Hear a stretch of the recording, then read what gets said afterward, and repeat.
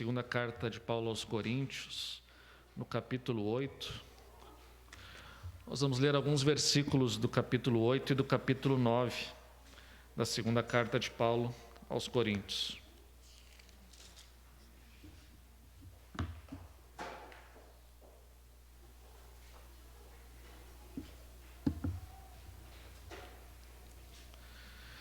Segunda carta de Paulo aos Coríntios, capítulo 8. Vamos ler a partir do verso 1, alguns versículos, e depois leremos uma parte do capítulo 9 também. Diz assim a palavra do Senhor: Também, irmãos, vos fazemos conhecer a graça de Deus concedida às igrejas da Macedônia, porque no meio de muita prova de tribulação, manifestaram abundância de alegria, e a profunda pobreza deles superabundou em grande riqueza da sua generosidade. Porque eles, testemunho eu, na medida das suas posses e mesmo acima delas, se mostraram voluntários, pedindo-nos com muitos rogos a graça de participarem da assistência aos santos. E não somente fizeram como nós esperávamos, mas também deram-se a si mesmos primeiro ao Senhor, depois a nós, pela vontade de Deus. O que nos levou a recomendar a Tito que, como começou, assim também complete essa graça entre vós. Como, porém, em tudo manifestais superabundância, tanto na fé como na palavra, como no saber, e em todo cuidado, e em nosso amor para convosco, assim também abundeis nessa graça. Não vos falo na forma de mandamento, mas para provar pela diligência de outros a sinceridade do vosso amor. Pois conheceis a graça de nosso Senhor Jesus Cristo, que, sendo rico, se fez pobre por amor de vós, para que pela sua pobreza vos tornasseis ricos. E nisso dou minha opinião, pois a vós outros, que desde o ano passado principiaste não só a prática, mas também o querer, convém isto: completai agora a obra começada, para que assim como revelastes prontidão no querer, assim a leveis a termo segundo as vossas posses. Agora, capítulo 9, a partir do verso 6. E isto afirmo: aquele que semeia pouco, pouco também ceifará, e o que semeia com fartura, com abundância também ceifará. Cada um contribua segundo tiver propósito no coração, não com tristeza ou por necessidade, porque Deus ama quem dá com alegria. Deus pode fazer-vos abundar em toda graça, a fim de que, tendo sempre em tudo ampla suficiência, superabundeis em toda boa obra. Como está escrito: distribuiu, deu aos pobres, a sua justiça permanece para sempre. Ora, aquele que dá semente ao que semeia e pão para alimento, também suprirá e aumentará a vossa sementeira e multiplicará os frutos da vossa justiça, enriquecendo-vos em tudo para toda generosidade, a qual faz que, por nosso intermédio, sejam tributados graças a Deus. Porque o serviço dessa assistência não só supre a necessidade dos santos, mas também redunda em muitas graças a Deus, visto como, na prova dessa ministração, glorificam a Deus pela obediência da vossa confissão quanto ao Evangelho de Cristo e pela liberalidade com que contribuís para eles e para todos. Enquanto oram eles a vosso favor, com grande afeto,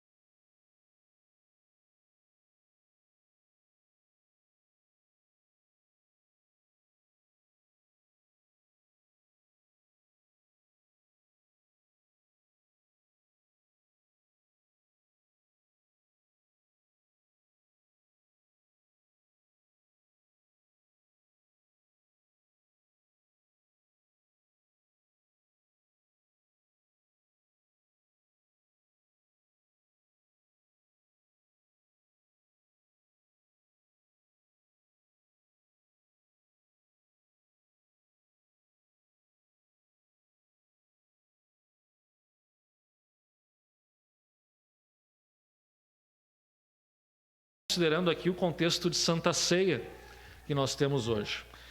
Então nós decidimos que neste domingo, nos próximos domingos, até o próximo culto de Santa Ceia, nós estaríamos então pregando mensagens recapitulando alguns pontos então desse nosso pacto de membresia, ou seja, do nosso compromisso com a igreja na qual nós estamos congregando.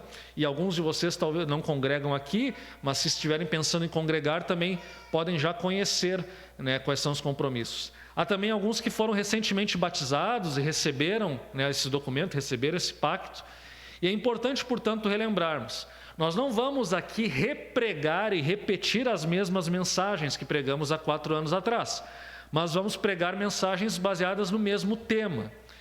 E nesta manhã, considerando talvez um pouco o contexto que estamos vivenciando e talvez as necessidades mais urgentes da nossa congregação, eu decidi pregar invertendo a ordem. Em vez de pregar o primeiro ponto do pacto de membresia, eu resolvi pregar sobre o último ponto do pacto de membresia. E o último ponto do pacto de membresia nos diz respeito à contribuição, ou seja, o compromisso que os membros têm com a igreja, tanto um compromisso de ajudar no que for necessário para que a igreja mantenha o seu ministério, como também o compromisso financeiro, que por sua vez envolve tanto a manutenção da própria estrutura eclesiástica, como também o auxílio dos irmãos que passam necessidade. Uma preocupação que é tão bíblica que não vou nem dizer que surgiu na época de Jesus, ela já é muito anterior, ela já está presente no Antigo Testamento.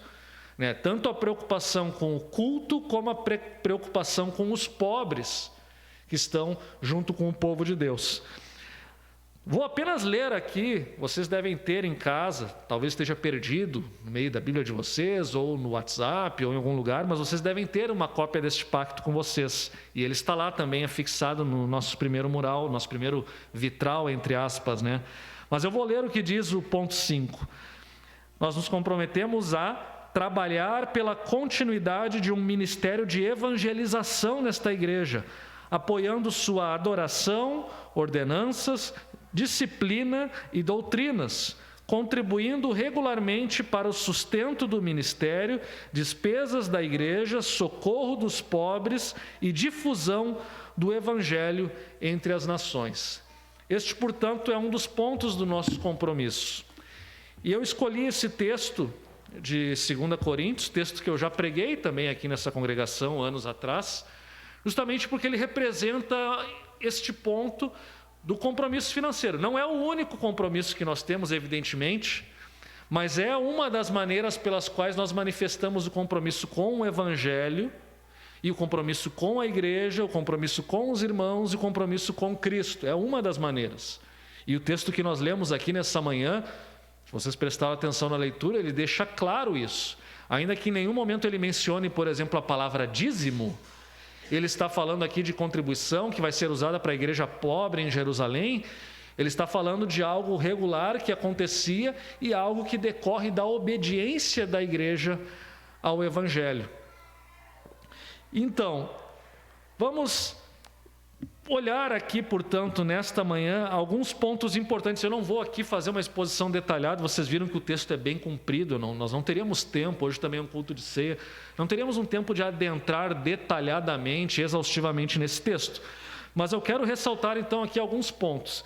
E desde já, meus irmãos, eu novamente, vocês sabem que vivemos num contexto em que o movimento evangélico a nível nacional, e não só a nível de Brasil, mas a nível internacional também, em vários países do Ocidente, o movimento evangélico ele é muito ridicularizado, porque muitas vezes parece que certos líderes, isso infelizmente acontece, ficam no púlpito apenas falando de dinheiro, dinheiro, dinheiro, contribuição, e fazendo promessas do tipo, você dá, você recebe, você dá 1.000 e Deus vai te dar 2.000, 10.000 ou X vezes 1.000. E começam a fazer promessas sem nenhum fundamento, começam a praticar uma espécie de estelionato teológico, espiritual com as pessoas, e as pessoas acreditam nisso, muitas vezes até empobrecem nessa expectativa. Isso é absolutamente errado, equivocado, e o mundo muitas vezes vendo isso pensa que todos os evangélicos fazem isso, e pensam que quando nós mencionamos a palavra dízimo ou ofertas do púlpito, nós estamos praticando estelionato aqui com a congregação. quando na verdade nós sabemos, e todos vocês sabem, que a palavra dízimos e ofertas ela é bíblica, ela não é uma invenção de pastores que querem extrair dinheiro das pessoas. Mas falar sobre esse assunto é sempre difícil por causa disso. Porque às vezes nos dá a impressão, olha lá, só penso em dinheiro, olha lá, aqui os irmãos aqui com dificuldade, alguns irmãos desempregados, outros irmãos que todos endividados, aí o pastor vem falar de dar dinheiro, de contribuir, só está pensando no bolso, só está pensando em enriquecer a instituição já está cheia de dinheiro. Quer dizer, as pessoas começam com aquele monte de preconceito que o mundo tem geralmente com o momento evangélico. E vejam, podemos admitir que às vezes esse preconceito tem um fundamento, porque infelizmente existem igrejas que fazem isso, infelizmente. Mas não é o caso da nossa igreja, não é o caso também da nossa congregação aqui. Então, pregar sobre o compromisso financeiro é algo que nos dá um certo desconforto, mas é algo necessário porque é algo que faz parte da obediência do Evangelho. É algo que faz parte, é uma consequência da graça de Deus agindo em nossas vidas. E aqui então o primeiro ponto a destacar, segundo a palavra de Deus, versículo 1 do capítulo 8, colaborar é uma graça. É assim que deveríamos encarar.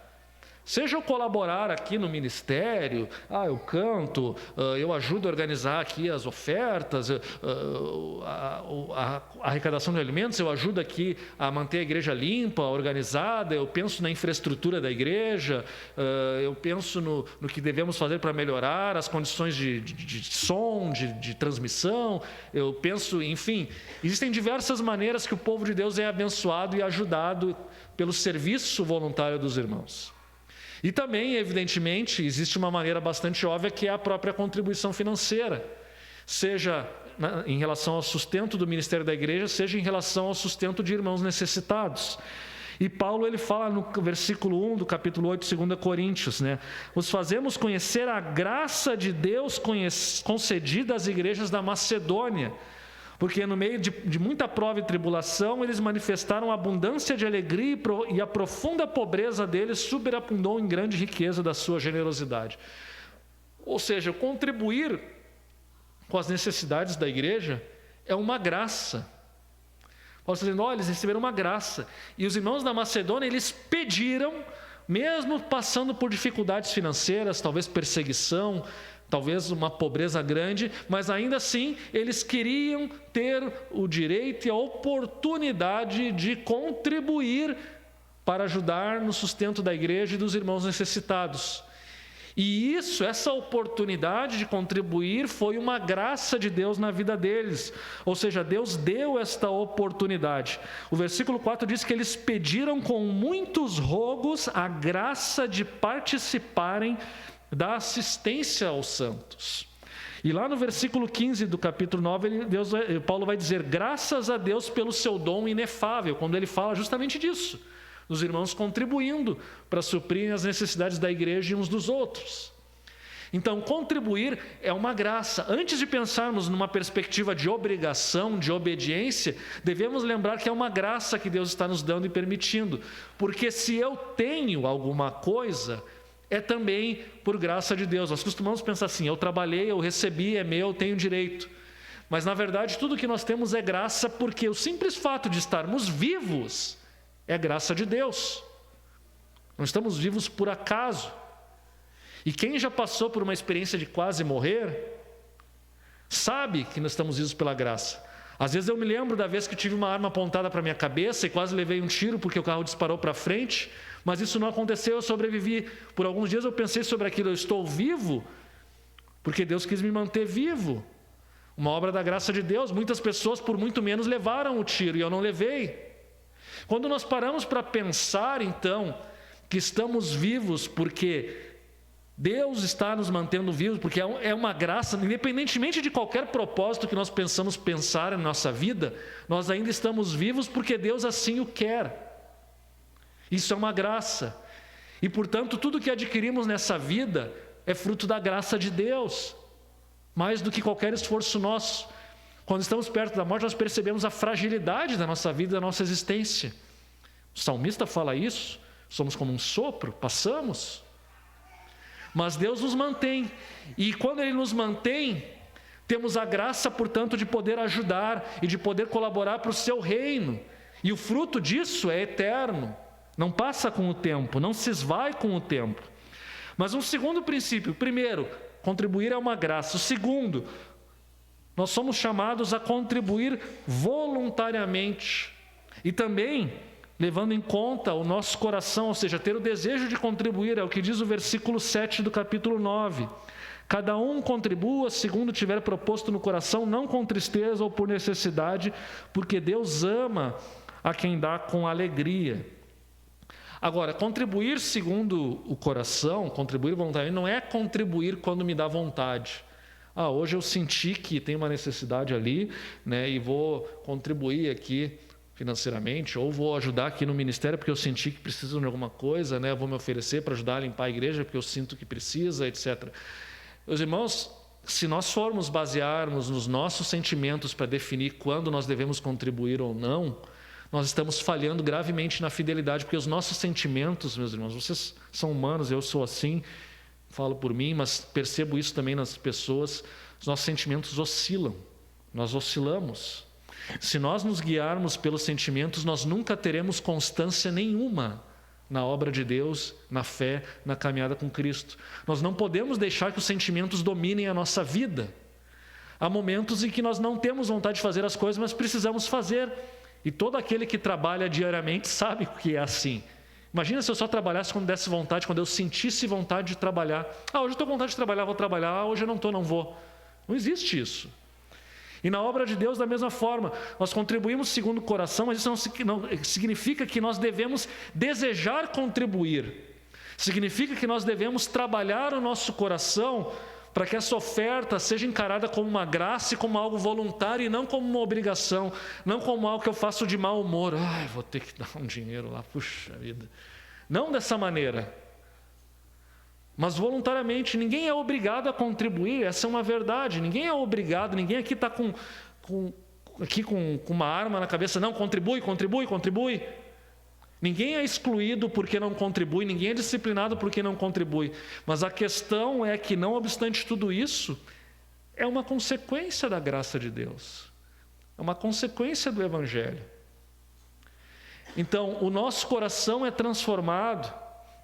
E no nosso coração, nós temos que trabalhar o nosso coração para que ele seja mais generoso, ou seja, para que não sejamos avarentos.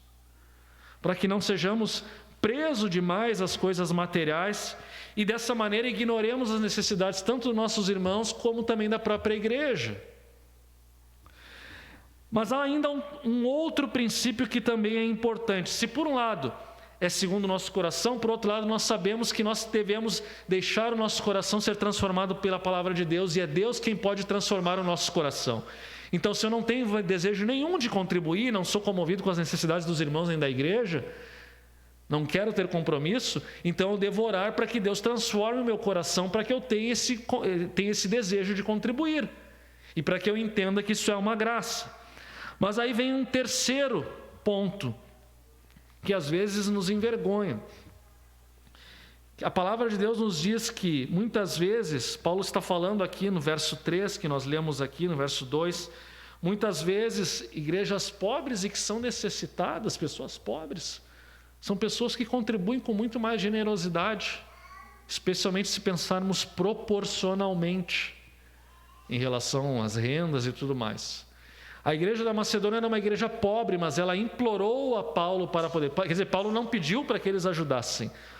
Talvez havia um pedido geral para que as igrejas, dentro das suas possibilidades, colaborassem com as necessidades do ministério e dos irmãos de Jerusalém, mas não havia um pedido explícito direcionado para a igreja da Macedônia, mas eles, sabendo disso, quiseram contribuir e imploraram: por favor, nos deixem ajudar.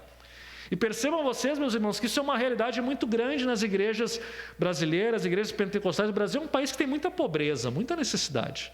Na África também há muita pobreza e muita necessidade. Mas esses lugares muitas vezes arrecadam muitos fundos. As pessoas estão engajadas. As igrejas lá na vila, tu vai ver, a maioria dos irmãos contribuem regularmente. E eles fazem isso com alegria. Por quê? Porque eles entendem que há uma graça Eles querem ter o direito de contribuir e de se sentirem participantes, portanto, do ministério de Deus, do reino de Deus. Eles sabem que ao contribuir, eles estão produzindo frutos, mas vejam bem, os frutos não devem ser entendidos meramente que ele está plantando para escolher uma bênção material para ele no futuro. Reduzir a contribuição a isso seria um materialismo grosseiro, mas não é disso que Paulo fala. Paulo está falando, olha só, eles estão contribuindo para o reino, o fruto deles é eterno, vai permanecer por toda a eternidade, não vai acabar. Não é simplesmente receber um investimento que rendeu 10% ao mês, é mais do que isso que eles vão receber, é algo que perdura. E portanto, muitas vezes nesses lugares onde há necessidade, as pessoas têm essa consciência de que eles são peregrinos neste mundo e que ao contribuir, eles estão contribuindo para o reino de Deus que perdura por toda a eternidade. Esse mundo passa, mas o reino de Deus não. E eles querem contribuir e eles contribuem e encaram isso como uma graça. E muitas vezes em lugares em que as pessoas têm alguma condição melhor, elas não contribuem. Ou contribuem, como Jesus falava, com aquilo que lhes sobra. Quanto que a viúva pobre dava tudo o que tinha, os outros contribuíam com o que sobrava. Então, meus irmãos, isso às vezes nos envergonha. Nós sabemos que há igrejas talvez muito mais pobres, mas que talvez haja uma voluntariedade na contribuição regular muito maior do que na nossa, no nosso lugar. E eu não gosto de falar assim, não gosto de... A gente, muitas vezes, nós amamos a nossa igreja, né, e não gostamos, não queremos perceber às vezes, ou percebemos, mas não queremos falar muito às vezes de pontos que nós falhamos. E muitas vezes nós falhamos nisso, falhamos em ajudar o nosso próximo, falhamos também em sustentar o ministério, em contribuir regularmente para a nossa igreja, enquanto que nós vemos em outros lugares mais humildes as pessoas contribuindo sempre, regularmente, e mesmo que às vezes o valor final arrecadado seja menor, o que se percebe é um compromisso. E vejam que, de uma maneira geral, quando as pessoas têm esse compromisso, que envolve também o financeiro, geralmente elas acabam se comprometendo com todo o resto também. Porque, vejam, dificilmente alguém vai colocar dinheiro em algo que não acredita. Dificilmente alguém vai simplesmente colocar um dinheiro e não se importar com mais nada. Não, ele coloca dinheiro, mas ele também está engajado, ele está envolvido com aquilo. A contribuição muitas vezes envolve e demonstra também isso, o engajamento que nós temos de uma maneira mais ampla com o reino de Deus. Outro princípio que extraímos aqui do texto bíblico: devemos tudo a Deus. Versículo 5: não somente fizeram isso como nós esperávamos, mas também deram-se a si mesmos primeiro ao Senhor e depois a nós pela vontade de Deus. A igreja da Macedônia se entregou, não é aquela, vamos dar aqui alguma coisa, né? Um percentual dízimo, né? 10%, deu 10%, cumpri minha obrigação, agora saio com a consciência tranquila, né? E vou lá legalisticamente, dou 10%, blá, blá, blá. Mas a questão é a seguinte: à luz da perspectiva bíblica, tudo pertence a Deus, não há nada que não pertença a Ele. Inclusive todos os nossos bens, todo o nosso trabalho. Eu dizia, Rodrigo, tá fazendo que nem aqueles pastores lá que pedem que tu dê tudo que tu tem. Não é disso que eu estou falando, jamais pediria uma coisa assim. Mas o que nós estamos falando é que Deus tem o direito de reivindicar tudo, e Ele muitas vezes o faz. Pensem, por exemplo, aqui nos nossos irmãos que estão sendo perseguidos. O que vocês acham que aconteceu? A gente pensa às vezes assim, não, ele foi perseguido, ele está preso. Geralmente, quando ele foi preso, se ele vier a ser solto, provavelmente ele não vai mais ter nem emprego, nem casa para morar, nem carro e nem nada. Porque muitas vezes esses países expropriam os bens desses irmãos. Eles ficam na miséria. Às vezes tinham riquezas, eram bens de vida, se convertem. Eles não doaram todos os bens, mas por causa da fé eles pagam um altíssimo preço e perdem todos os bens. Alguns até nem vão presos, mas pagam multas pesadíssimas e perdem tudo o que têm para pagar essas multas, para poder cultuar a Jesus Cristo. Então percebam que às vezes, na caminhada cristã, certos irmãos pagam um preço muito caro, tudo eles acabam tendo que entregar, inclusive a própria vida em última instância, para seguir a Jesus Cristo. E se eles fazem isso, eles estão agindo conforme o Evangelho, porque a verdade é essa: Deus exige tudo de nós. Deus não quer só uma parte. Deus não quer, me serve de vez em quando der, quando sobrar um tempo, quando sobrar um trocado ali, tu ajuda. Quando tu não tiver nada para fazer, tu vem na igreja. Quando tu tiver com a mente desocupada, tu vê o que precisam lá na igreja e tu dá uma ajuda ali com alguma coisa. Não é disso que se trata o nosso compromisso com a fé, com o compromisso com Jesus Cristo. Há um compromisso da vida inteira. Nós lemos aqui às vezes as nossas confissões de fé, né? Na vida ou na morte pertencemos a Deus, pertencemos a Jesus Cristo. Isso é fonte de conforto e não de temor. Porque algumas pessoas pensam isso com medo, né? Não, pertenço a Jesus Cristo, ai, o que Ele vai querer para mim? As pessoas pensam com medo, mas Jesus não está contra nós, Ele está ao nosso favor. Ele quer o nosso bem pensando na perspectiva da eternidade. E é um conforto saber, portanto, que pertencemos a Deus e que tudo pertence a Ele.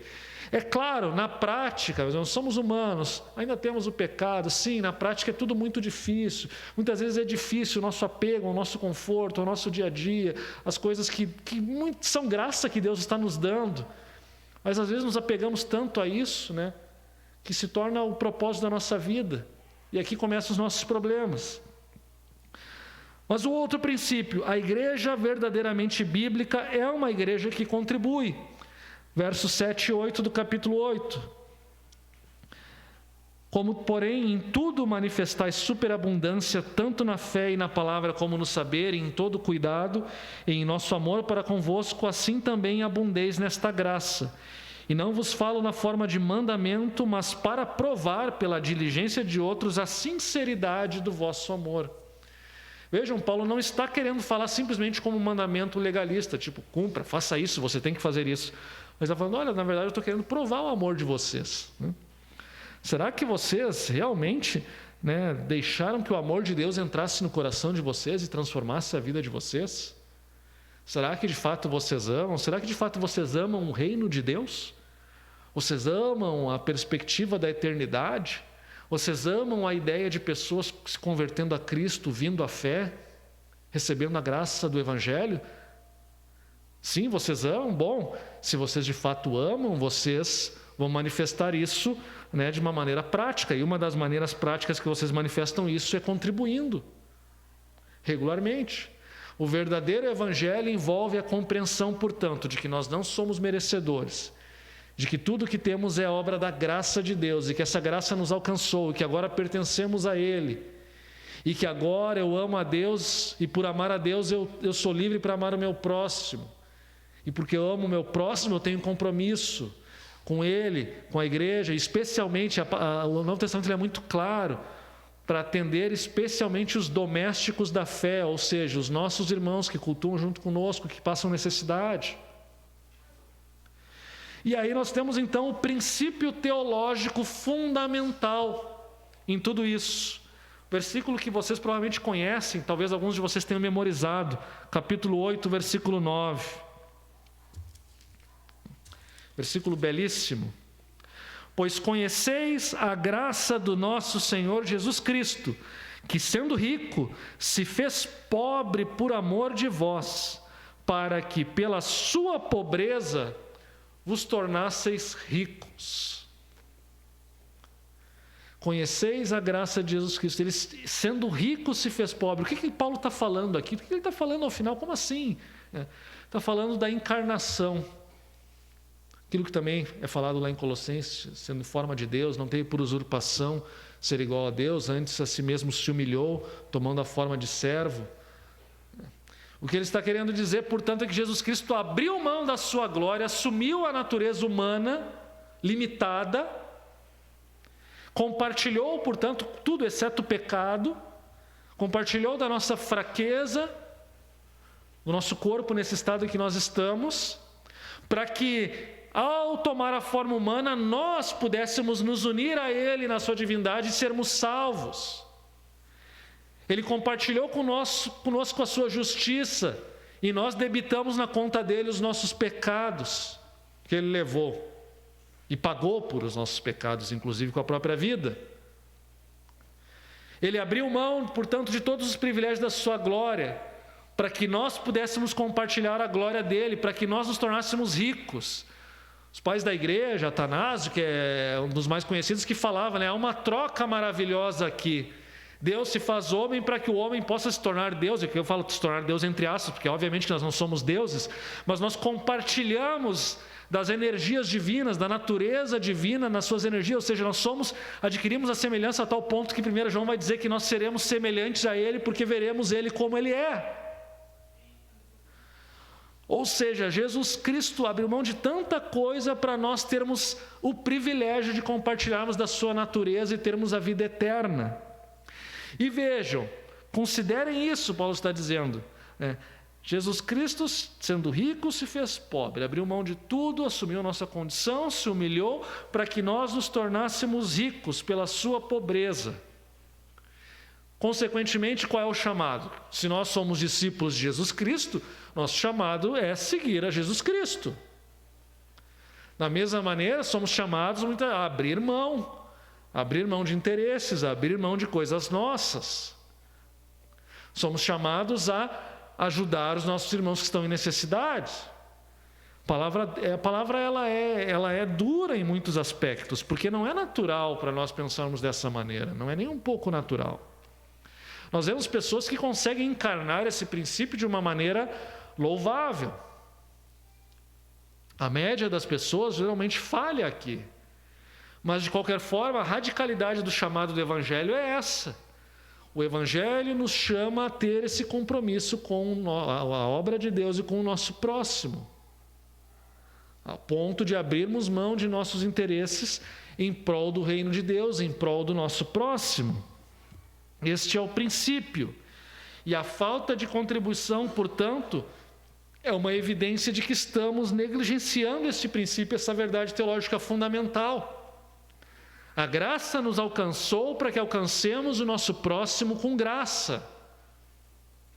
Essa não vou dizer que é o único motivo da graça de Deus, obviamente que existem muitos outros, mas é um dos motivos pelos quais a graça de Deus nos alcança, para que possamos alcançar o nosso próximo, para que possamos alcançar todos aqueles que precisam do Evangelho e que precisam ter o sustento para a vida neste mundo.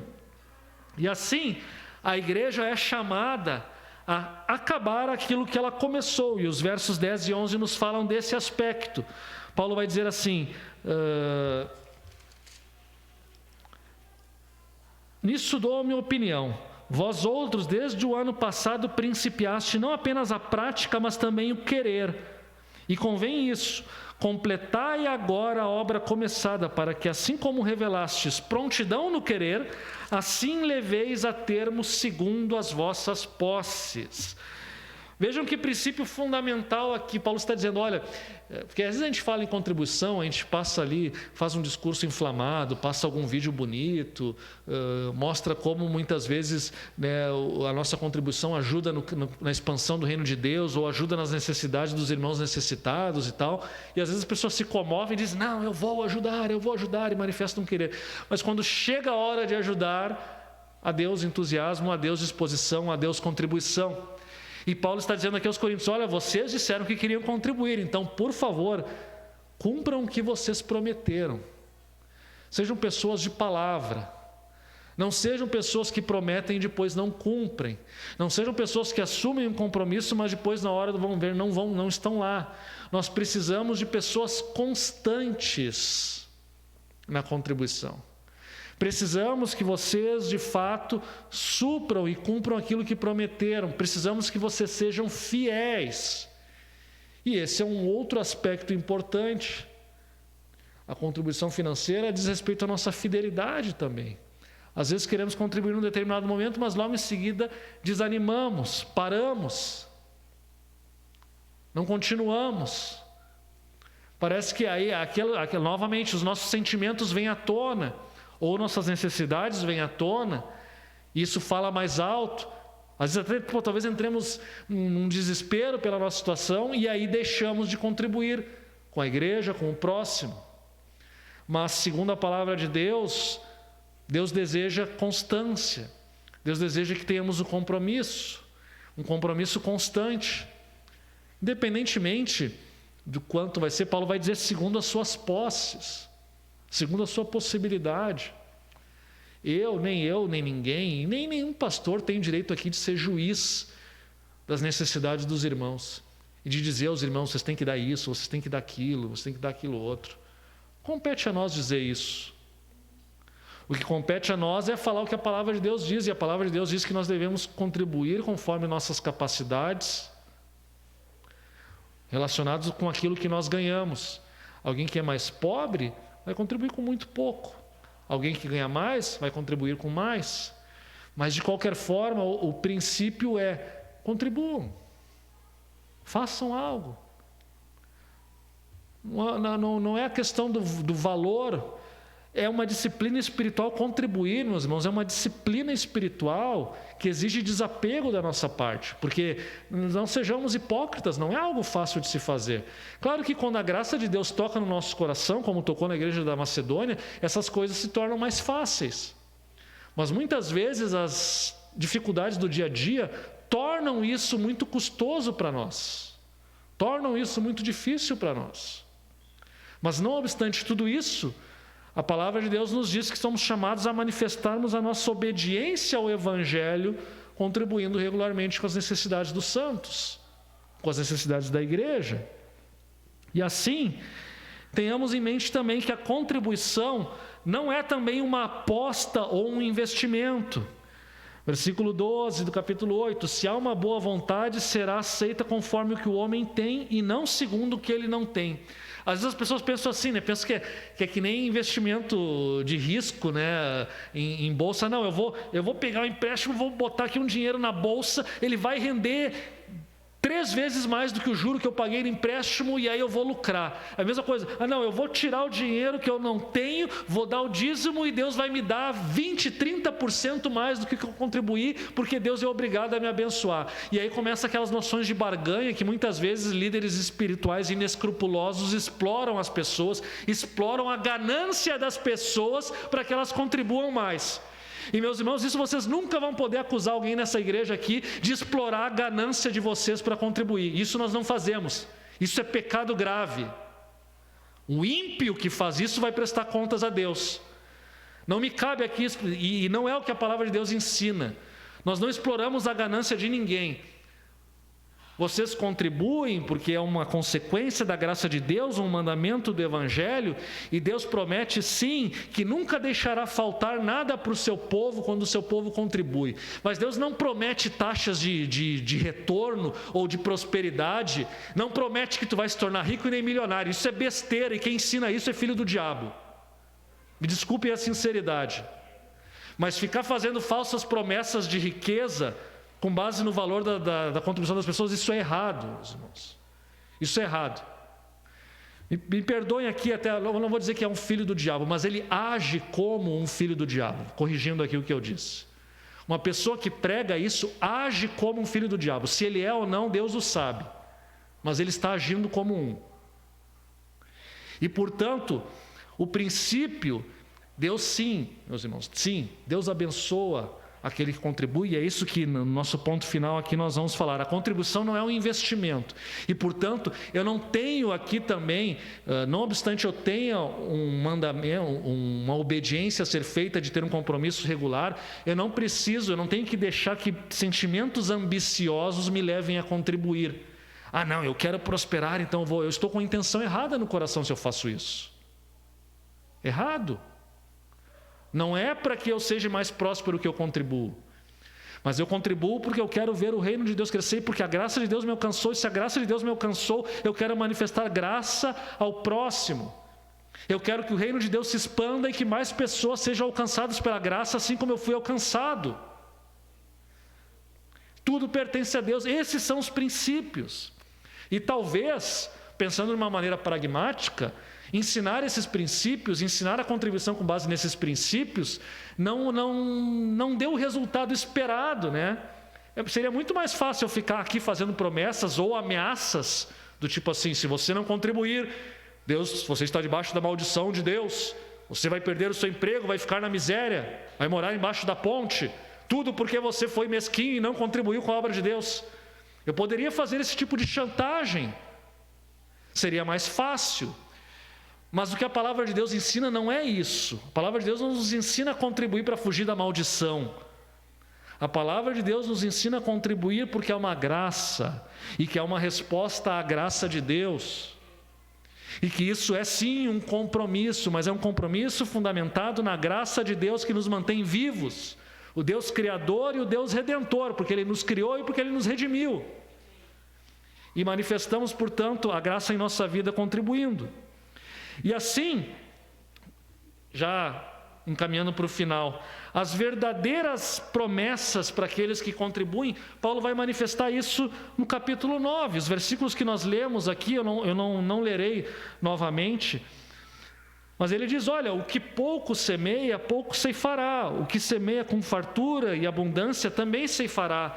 Cada um contribua segundo o seu coração. Deus ama quem dá alegria, e Deus pode fazer-vos abundar em toda a graça, a fim de que, tendo sempre em tudo ampla suficiência, superabundeis em toda boa obra. O Deus que dá, Ele pede para que demos, e Ele promete que vai sempre prover-nos com aquilo que é necessário para a nossa vida. O próprio Jesus dizia para não andarmos ansiosos, porque nem um passarinho cai, sem Deus permitir. Ele tem controle das coisas. Todas as coisas cooperam para o bem daqueles que amam a Deus. Ele está usando todas as coisas para que possamos crescer e possamos nos tornar semelhantes a Jesus Cristo. Essa é a promessa do Evangelho. E Ele promete que nós vamos superabundar. E superabundar em dois sentidos. Primeiro, que Deus não vai deixar que falte aquilo para que vivamos. E Ele vai usar, inclusive, se for necessário, outros irmãos para nos ajudar. Mas também, da mesma forma, Deus vai fazer com que o que estamos plantando renda para toda a eternidade. Ou seja, a nossa contribuição vai nutrir frutos para ajudar a igreja, para que a igreja cumpra a sua missão, e assim mais pessoas creiam no Evangelho, e assim o reino de Deus se torne cada vez mais uma realidade no mundo caído em que vivemos. Nós veremos esse fruto quando nós tivermos o compromisso de contribuir e de ajudar com a obra de Deus. Veremos esse fruto que dura por toda a eternidade acontecendo, e vamos nos sentir participantes disso. Eu faço parte disso. Às vezes as pessoas contribuem, sou sócio do time de futebol, vou lá, pago mensalidade todo mês. Aí eu vejo o Grêmio, o Inter ser campeão, e eu penso assim, eu participei disso, eu dei 50 pila por mês. Eu de alguma maneira sou participante disso, e não deixa de ser verdade, de alguma maneira tu ajudou o clube a ter o recurso financeiro. Agora pensem vocês, meus irmãos, a gente acha que se participa de uma coisa que os jogadores estão lá fazendo em campo porque é sócio de um clube de futebol. Então imaginem vocês no reino de Deus contribuindo regularmente e vendo pessoas sendo salvas. Vocês estão participando disso, vocês estão contribuindo para isso. Vocês estão tornando possível o reino de Deus se expandir por este mundo caído. Haverá coisas que talvez vocês não gostem, que aconteçam, que igrejas façam, isso sempre haverá. Mas não obstante tudo isso, Deus vai usando aquilo que vocês contribuem, aquilo que vocês podem ajudar para que o Evangelho se torne uma realidade cada vez maior. E Deus promete também que o seu povo, ao contribuir, será abençoado. Não prometemos aqui rendimentos mirabolantes, não prometemos a contribuição como investimento financeiro, mas Deus promete sim que Ele não vai deixar faltar para o seu povo. Deus promete que de alguma maneira no que plantarmos ceifaremos. Deus promete de alguma maneira abençoar o seu povo que contribui com fidelidade. Não podemos nos esquecer disso, meus irmãos. Evitarmos aquela má teologia não significa evitar todas as verdades bíblicas sobre a contribuição. Deus não deixará faltar nada para o seu povo. Então, o nosso chamado a contribuir, ele terá recompensa sim. De alguma maneira, talvez essa recompensa não seja aquilo que as pessoas desejariam na sua ambição, mas Deus promete prover o necessário para o seu povo, e Deus promete frutos eternos para o seu reino, e promete que nós, quanto mais semearmos, mais ceifaremos, e mais o reino de Deus se tornará uma realidade. Olhem para o nosso país, olhem o quanto o Evangelho cresceu no último século. Que coisa maravilhosa isso. E que bom é pensarmos que estamos sendo parte disso tudo. O nosso compromisso com a igreja, portanto, meus irmãos, tanto em ajudar aqui, pessoalmente, no ministério, de alguma maneira, conforme as necessidades, tanto na contribuição financeira, redunda nesses frutos e nos torna participantes ainda mais do reino de Deus. E eu encerro, portanto, essa mensagem lembrando apenas aqui de algumas aplicações rapidamente. Em primeiro lugar, cuidemos, meus irmãos, muitas vezes deixamos de contribuir porque temos um apego ao nosso conforto, às nossas finanças, ao dinheiro. Lembre-se, meus irmãos, Paulo vai dizer: a avareza é idolatria. Um momento, Paulo, a avareza que é idolatria. Ele coloca isso junto com uma série de outros pecados. Se vivemos para o nosso conforto e nada mais do que o nosso conforto, estamos sendo idólatras, estamos sendo avarentos. Que a avareza não tome conta do nosso coração e que possamos enxergar além das nossas próprias necessidades e possamos enxergar o reino de Deus. E que possamos contribuir não apenas para descargo de consciência especial, lá dei meu dinheirinho lá, ajudei com algum alimento lá, agora eu posso me entregar de novo à minha idolatria do meu conforto. Não. A contribuição nos ajuda muitas vezes a nos livrarmos dessa idolatria. Mas também precisamos que a graça de Deus transforme continuamente o nosso coração, do contrário ficaremos presos nisso também. Em segundo lugar, lembre-se, meus irmãos, convertemos a Cristo, cremos em Cristo, temos fé em Cristo, participamos da ceia, oramos, adoramos, mas essa conversão também alcança nossas finanças, também alcança o nosso bolso, também alcança a maneira como vivemos o nosso tempo e como aplicamos o nosso tempo, ou nossos recursos, ou nossos talentos. Lembre-se disso. A sua conversão alcançou tudo isso?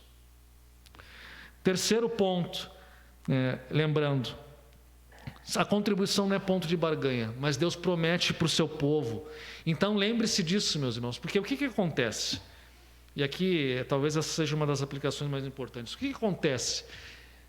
Nós vivemos numa cultura no nosso país, e não só no país, essa semana eu li até num jornal, que há uma tendência mundial das pessoas cada vez mais comprarem a prazo, se endividarem. Quer dizer, a gente compra com dinheiro que a gente não tem. E o que acontece é que muitas vezes, um estudo mostrou que 70% do brasileiro está endividado, tem dívidas, seja dívidas que ele pode pagar ou dívidas que ele não pode pagar. E é natural, portanto, no modo de vida do século XXI que nós adotemos, que nós tenhamos contas a pagar para o futuro. Isso é natural, plenamente natural, não há nada de errado nisso. O problema é que muitas vezes nós gastamos muito além da conta e aí nós vemos que as contas não fecham e nós pensamos assim: não, eu vou pagar minhas contas primeiro e depois eu começo a contribuir. Quando eu tiver com tudo em dia, eu começo a contribuir. Mas sinto decepcioná-los, meus irmãos, vocês nunca vão acabar de pagar todas as contas. Se vocês esperarem melhorar a situação financeira de vocês plenamente para começar a contribuir, eu nem vou dizer assim que dar o valor que vocês acham que devem dar, mas pelo menos começar a contribuir. Se vocês nem sequer começam a contribuir porque estão endividados, vocês nunca vão contribuir. Não se esqueçam disso. Vocês nunca vão contribuir se vocês forem esperar pagar as dívidas. Porque muito provavelmente vocês nunca vão pagar todas as dívidas de vocês, a não ser que faça uma mudança muito radical na vida de vocês. E mesmo que o fizerem, é natural que nós tenhamos contas a pagar, seja financiamento imobiliário, financiamento do carro, escola dos filhos, plano de saúde, seja lá o que for. É natural que tenhamos contas assim. Então nunca vai ser o momento certo para eu começar a contribuir. Esse dia nunca vai chegar. O momento certo para começar a contribuir é você tomar uma decisão de começar a contribuir.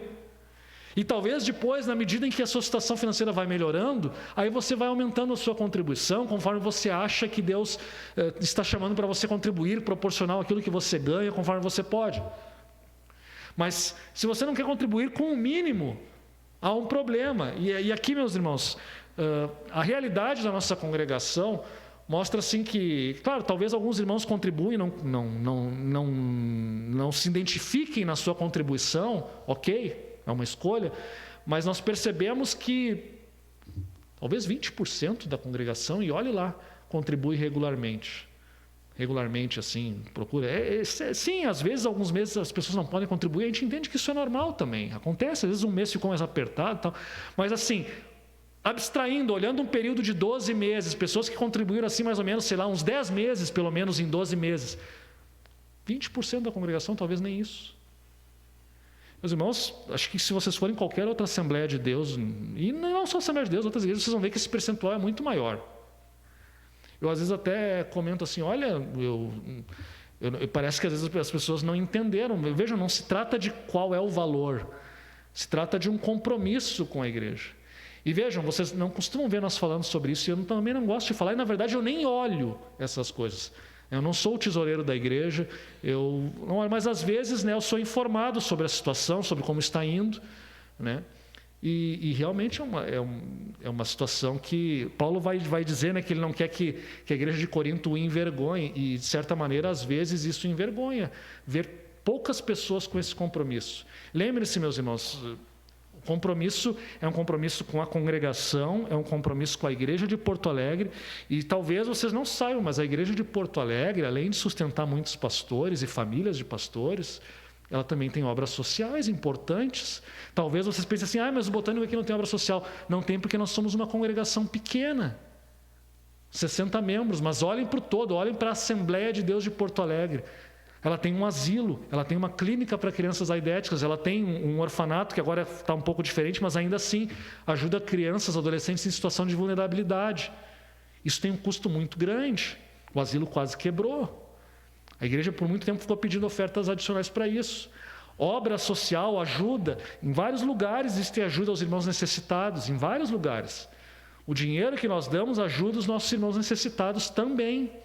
E não só os irmãos, mas também pessoas que não conhecem a Jesus Cristo. E assim vem a graça de Deus, como Paulo vai dizer no final do capítulo 9. A graça de Deus é vista e eles glorificam a Deus pela contribuição que vocês dão. E assim o nome de Deus é glorificado. Ou seja, o mundo vê a obra social que a igreja faz, ou vê aquilo que a igreja faz em prol do mundo e glorifica a Deus. Mas para fazer tudo isso, evidentemente, é necessário o compromisso da igreja. Nenhuma obra de caridade se sustenta sem compromisso regular. E, infelizmente, nós deixamos... Eu não gosto de falar assim, repito, mas nós deixamos a desejar nisso. Nós deixamos a desejar como coletivo aqui. Não quero acusar nenhuma pessoa individualmente. Eu não sou daquelas pessoas que ficam assim, não, mas ele tem dinheiro para isso, para aquilo, para viajar, para passear. Não me compete a mim julgar essas coisas. Mas a questão é que nós devemos nos julgar. A questão é que nós devemos olhar e pensar, poxa, é o reino de Deus e nós não estamos contribuindo. Até mesmo aqui nas arrecadações para os nossos irmãos necessitados, as ofertas ali que nós colhemos aqui na ceia. Muito dessa ideia de pregar sobre isso também veio dessa percepção, que há períodos que nós ajudamos bastante e há períodos que essa ajuda cai bastante. Mas as necessidades dos nossos irmãos mais pobres permanecem. Precisamos também ter essa constância de ajudar nas necessidades materiais diretas do nosso irmão, independentemente daquela nossa contribuição para a igreja regular, essas necessidades. Há irmãos nossos que passam necessidades, vocês conhecem, vocês sabem. E precisamos também ter uma constância nisso tudo, seja ajudando lá com algum dinheiro que depois vai ser revertido, seja ajudando com compras, enfim, com roupas, enfim. Há diversas maneiras pelas quais podemos ajudar. Daqui a pouco você pode pensar até em algo mais amplo, relacionado a trabalho, educação, enfim, existem diversas maneiras. Mas muitas vezes nós estamos tão ensimesmados que nos esquecemos de tudo isso. Portanto, meus irmãos, que a palavra de Deus que foi pregada aqui é dura, mas que ao mesmo tempo que ela expressa a dureza, às vezes, de que é um mandamento e não deixa de ser um mandamento a contribuição, ela também é graça, ela também é evangelho. E é com essa ideia de evangelho que eu gostaria de encerrar hoje. Nós estamos na Santa Ceia. Santa Ceia é Eucaristia. A palavra que muitas vezes se usava para Santa Ceia era Eucaristia, que está na Bíblia, inclusive ações de graças, é esse o significado.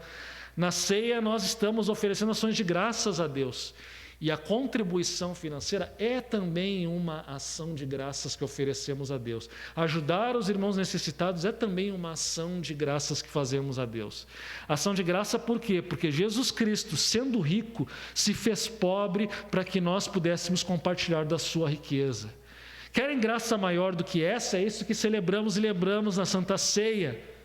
Ele assumiu, pagou a nossa pena, e hoje nós temos as riquezas da vida eterna, as riquezas da comunhão com Cristo, as riquezas de uma vida agora direcionada para Deus. Pertencemos a Ele, nós que não éramos povo e não éramos nada, pertencemos a Jesus Cristo junto com uma multidão ao longo da história, ao longo dos milênios.